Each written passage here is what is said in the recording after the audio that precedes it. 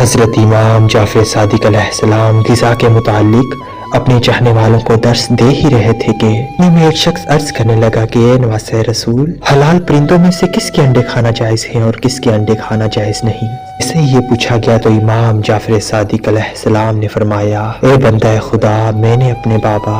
انہوں نے اپنے بابا، انہوں نے اپنے بابا اور انہوں نے اللہ کے رسول سے سنا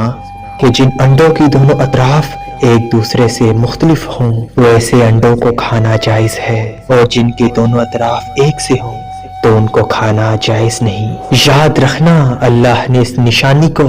انسان کے نزدیک واضح کر کے رکھا ہے۔ اے بندہ خدا، یاد رکھنا، ان قریب اس زمین پہ ایک وقت ایسا آئے گا جب انسانوں کی بیماری کی وجہ غلط انڈے کھانا ہوگی۔ لوگ شفا سمجھ کے کھائیں گے، لیکن کچھ انسانوں کی ہوس اور لالچ کی وجہ سے انڈوں میں ملاوٹ اور زہر کو ملایا جائے گا، اور یوں انسان اپنے ہی ہاتھوں سے بیماری کو خرید لے گا۔